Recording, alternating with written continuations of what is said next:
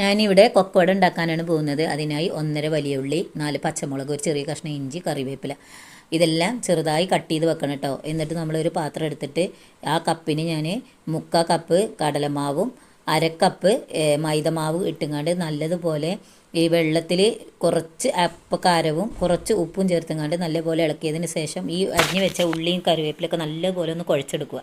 മുളകെല്ലാം തേച്ച് എന്നിട്ട് നമ്മൾ ഈ മാവിലേക്കിട്ട് കുറച്ച് ചിക്കൻ മസാല ഇട്ടുങ്ങാണ്ട് വെള്ളം ഒഴിച്ചുങ്ങാണ്ട് നമ്മൾ നല്ലപോലെ ഇളക്കി കൊടുക്കുക. നല്ല കട്ടിയുള്ള മാവായിരിക്കണം. ലൂസായ മാവായ എണ്ണ നല്ലപോലെ കുടിക്കുക. എന്നിട്ട് നമ്മളൊരു പാൻ വെച്ചിട്ട് എണ്ണ ഒഴിച്ചിട്ട് നമ്മൾ കുറേശ്ശെ ചെറുതായി പൊരിച്ചെടുത്താൽ ഒന്നും കൂടി ടേസ്റ്റ് ആയിരിക്കും. ഞാനിപ്പോൾ എനിക്ക് സമയമില്ലാത്തതുകൊണ്ട് വലിയ പീസാക്കിയാണ് പൊരിച്ചെടുക്കുന്നത്.